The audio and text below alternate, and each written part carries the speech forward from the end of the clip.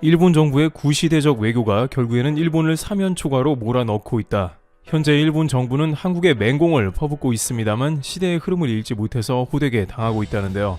한국을 비롯한 전 세계에서 스마트폰 등 과거와는 달리 정보를 순식간에 공유하고 인지 속도가 빨라진 반면 일본은 여전히 과거의 방식으로 매달린 결과 최근 일본이 한국에 크게 당하고 있다는 것입니다. 특히 미국 국무부는 일본에 갑작스럽게 폭탄 선언을 해서 일본 정부는 갈피를 못 잡고 있다는 소식입니다. 과거 한국은 일본에 대해서 게릴라식 독립운동을 전개하면서 일본 강점기 시대를 탈피하려 애를 썼습니다. 전 세계에 이렇게 터프하게 독립운동을 한 나라는 한국 빼고는 그리 많지 않다고 역사학자들은 말합니다. 그런데 이러한 흐름이 현 시대에 그대로 이어졌으며 이제 정보 속도를 이용한 한국의 움직임이 눈에 띕니다. 일본에서 벌이는 구시대적 외교 방법이 왜 현재 한국의 정보 속도전에 압도당하는지 살펴보겠습니다. 우선 일본에서는 스가 정권 지지율이 추락하고 동시에 바이든 정부로 전환됨에 따라서 급격하게 한국을 외교 국면에서 융단 폭격하려는 움직임이 곧바로 포착되는 모습을 보입니다. 일본 보수 지지층에서는 이번 기회에 한국의 본때를 보여줘야 한다는 주문이 이어지고 있습니다. 특히 지난 2019년의 수출 규제가 일본의 의도대로 진행이 안 되고 한국 업체가 자체적으로 소재를 개발하고 일본 업체는 도산 위기에 몰리는 등 뜻밖의 국면으로 전개가 되자 이번엔 다른 수단을 들고 나오고 있습니다. 그것은 일본이 수십 년간 자행해온 방법으로 돈으로 로비해서 외교적으로 유리한 국면을 만들고자 하는 행동입니다. 실제 이러한 면은 효과가 굉장해서 일본은 2020년 올림픽을 터키, 한국 등을 제끼고 뇌물로 유치했습니다. 물론 이것이 일본의 발목을 잡는 뇌물이 되었습니다만 이렇게 일본의 로비 자금은 외교 무대에서 위력을 발휘합니다. 그런데 최근 일본은 이러한 구시대적 노력이 정보의 속도 앞에 무너지고 있다는 지적이 나옵니다. 왜냐하면 일본 정부의 자금보다 전 세계에서 공유되는 정보의 힘이 훨씬 강하다는 것을 보여주고 있는데요. 일본은 정부의 입김을 통해서 전범 기업인 미쓰비시를 통해 100만 달러를 지불해서 하버드 교수 자리를 샀고 램지어 교수는 위안부는 날조라는 논문을 냈는데 논문이 채 실리기도 전에 이 정보는 미국 전역에 공유가 되었으며 많은 이들이 들고 일어났습니다. 우선 하버드에 당장 소녀상이 설치될지 모릅니다. 하버드가 있는 매사추세츠주의 서영애 한인회장은 하버드대가 있는 보스턴의 소녀의 상 건립을 추진하며 위안부의 현실을 알리겠다고 밝혔습니다. 하버드의 교수 자리를 만들어 위안부 작업을 한 일본 당국이 오히려 하버드 인근에 소녀상이 건립되어 혹 내려다 혹 붙인 당혹스러운 일을 겪게 된 꼴입니다. 게다가 일본은 지금까지 미국에 있는 소녀상을 모두 없애려는 전략을 구사해 왔습니다.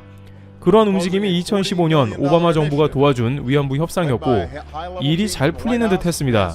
하지만 정반대로 수많은 미국인들조차 소녀상을 없애려는 일본의 만행에 강한 반대를 표했습니다.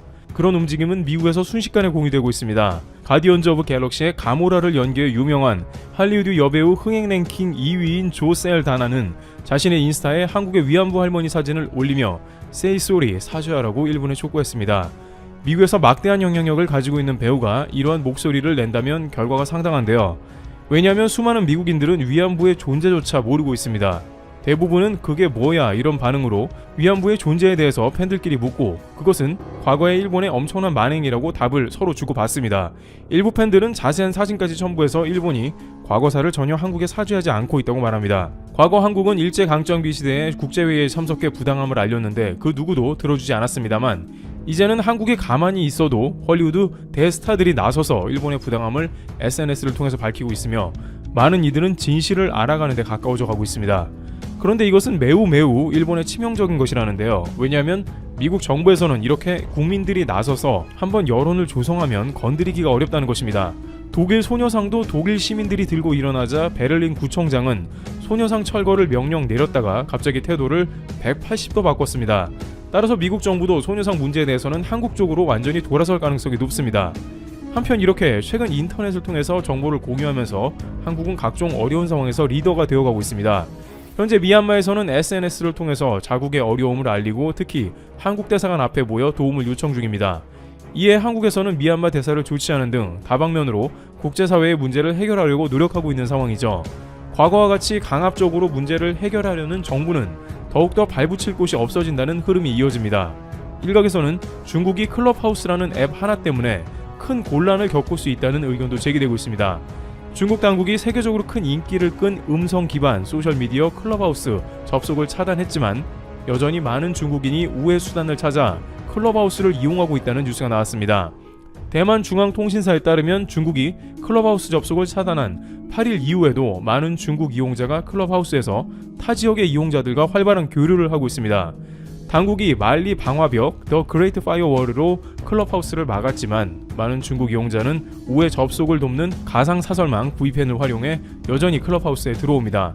클럽하우스 토론에서는 일상적 주제부터 신장 위구르 문제, 대만 독립, 홍콩 국가보안법과 같은 중국 당국이 매우 꺼리는 주제도 다뤄지고 있습니다. 중국은 처음부터 클럽하우스 접속을 막지는 않았지만 이 서비스가 자국민들 사이에서 날로 인기를 얻자 결국 차단에 나섰습니다. 중국은 페이스북, 트위터, 인스타그램, 유튜브, 넷플릭스, 위키피디아, 주요 외신 인터넷 사이트 등 자국에 불리한 외부 정보가 유입될 가능성이 있는 대부분의 인터넷 채널을 차단하고 있습니다.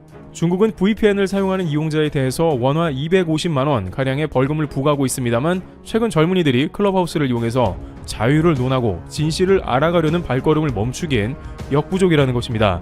특히나 일본과 중국에서는 우민 정책을 기반으로 한 국민들에게 많은 정보를 날조하는 정치를 펴고 있는데 앞으로 SNS를 비롯해서 첨단 기기가 발달할수록 정부의 구시대적 행동이 더욱 설 자리를 잃어간다는 것입니다. 2015년 미국 정부는 위안부 협정에 대해서 한일 모두가 만족할 수 있는 외교 성과로 발표했습니다. 그러나 19일 현지 시간 미국 정부는 과거와는 달라진 톤의 목소리를 내고 있는 모습이 나옵니다. 미국 국무부는 일본군 위안부 문제와 관련해 미국이 여러 차례 밝혔듯이 2차 세계대전 당시 위안부 문제는 지독한 인권 침해라는 입장을 밝혔습니다. 연합뉴스에 따르면 램지오 교수 관련한 위안부 문제에 대한 질의에서 미국 국무부는 위안부 문제가 일본의 책임인 것을 강조한 것입니다. 물론 미국 사회에서 여전히 일본의 로비는 거세며 관련 싱크탱크에서 일본의 목소리를 대변합니다만 역사적 진실을 왜곡하는 일본 정부에 대해 미국 시민들이 들고 일어나는 국면이 발생하므로 이에 대해서는 앞으로도 일본 정부의 손을 들어주기는 매우 어려울 것으로 판단되고 있는 것입니다. 한편 램지오 교수는 하버드에서조차 진짜 전문가 교수들이 대거 등장해 대신 비판을 가하고 있는 모습입니다. 한국과 일본 역사를 전공한 하버드대 교수들이 등장해 램지오 교수의 허구를 객관적으로 저격한 것입니다. 하버드대 동아시아 언어문화학과 카터 에커트 교수와 역사학과 앤드류 고든 교수는 17일 성명을 내고 국제법 경제 리뷰라는 학술지 3호로에 실릴 램지오 교수의 논문의 학문적 진실성에 문제가 있다고 지적했습니다. 에커트 교수는 한국사, 고든 교수는 일본 근대사가 주 전공입니다. 사실상 램지오 교수가 도저히 이길 만한 상대가 아닌데 이들이 들고 일어나 한국 편에 서준 것입니다. 이들은 램지오 교수가 일본 정부나 군이 지침이 내려준 표본 계약서도 찾아보지 않은 것으로 판단된다라면서 램지오 교수가 활용한 문건 가운데 하나는 중국 상하이 위안소에서 바텐더로 일하는 일본인 여성용 표본 계약서였다고 지적했습니다. 학문적 가치가 전혀 없다고 파악한 것입니다. 이 교수 두 분은 고맙게도 논문에서 확인된 문제들을 목록화하는 작업을 진행하고 곧 공개할 거라면서 램지오 교수의 논문은 여러 맥락이 생략되어 그야말로 기겁할 정도라면서 조사를 벌여 논문 철회를 시킬 것이라고 강력하게 주장했습니다. 이와 같이 전 세계는 정보와 지식의 공유 속도가 급격하게 빨라지고 있습니다. 그 가운데 전 세계 많은 석학들과 시민들은 한국을 대변해주고 진실을 알리는 데 목소리를 높이고 있습니다. 과연 일본 정부가 언제까지 수십 년간 이어온 재래식 방법으로 한국을 상대할 수 있을지 그 이슈가 주목되고 있습니다. 트래블튜브 여기서 마치겠습니다. 감사합니다. 1851년 영국 런던에 있는 수정궁에서 최초로 열린 세계박람회. 세계에서 가장 큰 만국 박람회로 한국, 독일, 영국, 프랑스, 이탈리아 등 160개 나라가 참여하고 있습니다. 세계박람회에는 두 가지 종류가 있습니다. 등록박람회와 인정박람회. 등록박람회는 전시관은 참가국에서 부담해 설치하지만 인정박람회는 주최국이 건축해서 참가국에 무상으로 임대하는 것이 일반적입니다. 개최 기간 동안 개최 도시는 전 세계적인 관심을 한몸에 받게 될 뿐만 아니라 천문학적인 자금 투자를 통한 인프라가 형성되기 때문에 세계 박람회를 유치하기 위해 전 세계가 혈안이 되어 있습니다. 자, 그런데 놀랍게도 이미 한국에서도 두 차례나 세계 박람회가 열렸습니다. 1993년 대전에서 열린 대전 엑스포, 1993년 8월 7일부터 11월 7일까지 정확히 93일 동안 개최되었는데요. 당시 공식 캐릭터는 꿈돌이, 한국이 참가한 지 100년 만에 스스로 주최국이 된 엑스포로 의미가 상당히 컸습니다. 당시 한국 정부와 민간이 공동으로 1조 8천억 원을 투자했는데 허허벌판이었던 대전의 꿈돌이 동상과 엑스포 과학공원뿐만 아니라 엑스포를 전후로 고속도로와 일반도로 등 대대적인 인프라 구축이 이루어졌습니다. 대전 엑스포는 한국이 전두환 정권의 오랜 독재에서 벗어나 민주주의 정권 하에서 개최된 첫 국제 행사라는 점에서 더욱 뜻깊었는데요. 지금의 LG죠. 럭키금성그룹이 테크노피아를, 삼성그룹이 우주탐험관의 스폰을 맡았습니다. 대전 엑스포는 그야말로 대박이었습니다. 당시 전 세계 누구도 한국이라는 나라가 도대체 어디에 붙어 있는지조차 몰랐던 시절 전 세계인들의 머릿속에 한국이 얼마나 빠르게 발전하고 있는지를 각인시켰습니다. 세계 108개국과 33개 국제기구에서 참여했는데 관람객이 무려 1450만 명을 기록하며 역대급 성과를 거두었습니다. 역사상 가장 성공적이었던 엑스포로 꼽히고 있는 리스본 엑스포도 관람객 1000만 명이었는데 대전 엑스포는 이 기록을 압도적으로 넘어섰습니다. 대전 엑스포를 성공적으로 마친 뒤 대전시는 대전광역시로 승격됐고 지금은 인구 150만 명이 거주하고 있는 한국 과학의 도시로 눈부신 발전을 거두었습니다. 두 번째 한국에서 열린 세계박람회는 2012 여수엑스포, 2007년 노무현 전 대통령이 여수엑스포를 유치하는 데 성공했습니다. 유치 과정은 불가능에 가까워 보였는데 기적이 일어난 것이죠. 여수엑스포 유치를 주도한 노무현 전 대통령은 전 국민이 여수엑스포 유치를 간절히 소망했고 정부도 적극적으로 뒷받침했다. 여수가 엑스포를 유치하게 되면 참가한 모든 국가는 물론 전 세계 인류에게 이익이 되는 성공적인 엑스포를 치러낼 것. 여수엑스포 유치를 책임지고 있는 장관이 있습니다만 제가 직접 시시때때로 진행 상황을 점검하고 있다. 여수는 제가 항상 자랑스럽게 생각하는 아주 아름다운 바다를 가지고 있다. 여수와 이어져 있는 아름다운 한려수도의 한쪽 끝에 있는 남해가 제 고향입니다. 라고 전했습니다. 그리고 결국 노무현 전 대통령의 이러한 노력에 결실을 맺었습니다. 세계박람회 기구는 2007년 11월 27일 프랑스 파리의 컨벤션 센터 팔레 드 콩그레에서 제142차 총회를 열어 2차 결선 투표를 했는데 모로코의 탕헤르를 14표 차로 누르고 여수가 엑스포 개최 도시로 확정되자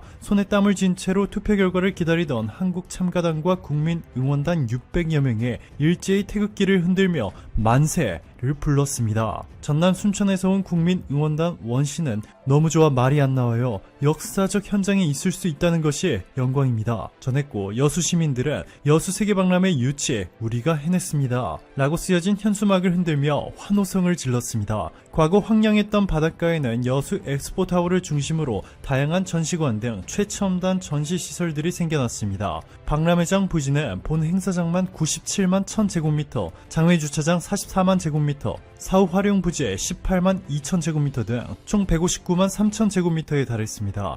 해양박물관과 아쿠아리움, 수상퍼팅장과 마리나 등 레저시설 전망 곤돌라와 관광유람선 등 관광시설 등이 바다와 어울리는 동시에 바다를 매립하지 않고 친환경적으로 조성됐습니다. 2007년 여수가 개최지로 확정된 이후 4년 반 만에 여수는 그야말로 국제적인 관광 레저시설을 갖춘 미래형 해양도시로 탈바꿈했습니다.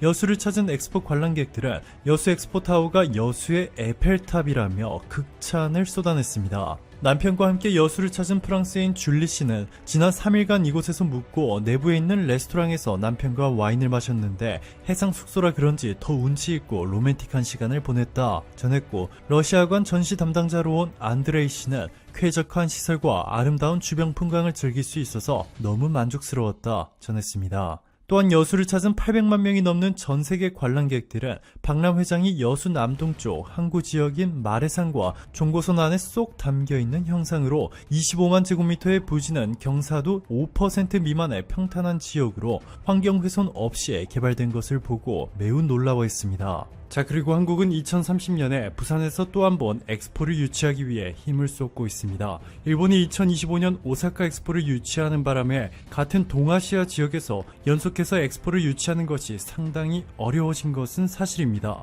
엑스포 유치를 통해 얻을 수 있는 이익이 상상을 초월하다 보니 러시아도 모스크바에서 박람회를 유치하겠다고 공식 발표했고 향후 많은 나라들이 경쟁에 참여할 것으로 전망되고 있습니다. 그런데 국제올림픽위원회와는 다르게 엑스포를 주관하는 주관하는 국제 박람회 기구는 지역 안배를 고려하지 않는 것으로 유명하고, 최근 강경화 장관이 두바이행 비행기에 올라타면서 상황이 완전히 역전됐습니다. 강경화 장관은 두바이 엑스포 2020 현장을 방문해 한국관 현장을 시찰했고, 림빈트 이브라힘 알하시미 국제협력 장관 겸 두바이 엑스포 위원장과 회담을 가졌습니다. 외교가에서는 강경화 장관의 두바이 행이 2030 부산 월드 엑스포 유치를 위한 것이라 말하고 있는데요. 강경화 장관이 2박 3일간 2개국을 순방하는 강행군 일정에서 수도인 아부다비에서 두바이 방문까지 넣은 것은 역대 최대 규모의 엑스포를 준비하고 있는 아랍에미리트의 사전 지지를 받기 위해서라는 분석입니다. 지금까지 한국에서 2차례 열린 엑스포, 대전 엑스포와 여수 엑스포는 모두 인정 박람회였습니다. 인정 박람회는 특정 분야와 제한된 규모로 3개월간만 개최할 수 있지만, 등록 박람회는 사랑과 관련된 모든 것을 주제로 다룰 수 있고 6개월간 규모의 제한 없이 개최할 수 있습니다. 2030년 부산 엑스포 개최를 성공하게 되며 한국 역사상 첫 등록 박람회인 것이고, 프랑스, 미국, 캐나다, 일본, 독일, 이탈리아에 이어 올림픽, 월드컵, 엑스포 등 세계 3대 이벤트를 모두 개최하는 7번째 국가로 등극하게 됩니다. 여기서 중요한 점은 세계 박람회를 유치하기 위해서는 직전 유치국의 지지가 매우 중요한 것으로 알려졌습니다. 즉, 아랍에미리트의 사전 지지를 얻어내는 국가가 절대적으로 유리한 위치를 선점할 수 있는 것인데, 최근 한국과 아랍에미리트의 관계는 심상치 않습니다. 압둘라 세이프 알 누아미 주한 UAE 대사는 대한민국은 4차 산업에서 많은 발전을 이룩했으며, 특히 인공지능, 사물 인터넷, 3D 프린팅, VR, 자율주행차, 생명공학, 5G 분야에서 한국 기업들과 윈윈 협력을 강화하고 싶다 전했고, 특히 문재인 대통령이 아랍에미리트를 방문하자 모하메드 UAE 왕세자는 한국과 UAE의 관계는 매우 강력하고 특별하다, 문재인 대통령이 UAE에 도착하자마자 첫 번째로 추년비를 방문한 것에 큰 감동을 받았다. 나뿐만 아니라 UAE 국민 모두가 환영할 것이라고 확신한다. 문재인 대통령이 한 번쯤 사막에 나가고 싶다는 말을 한 것으로 들었다. 그런 말씀도 UAE를 이해하는 배경에서 그런 말이 나온 것이다. 그 말을 듣고 마음이 기뻤다 전했고, 직후 한국과 아랍에미리트는 특별한 전략적 동반자 관계로 외교 관계가 격상됐습니다. 한국이 경쟁국들을 모두 제치고 부산 엑스포를 유치할 수 있는 가능성이 매우 높아진 것이죠. 오늘도 감사합니다. 최고로 멋진 하루 보내시길 바랄게요.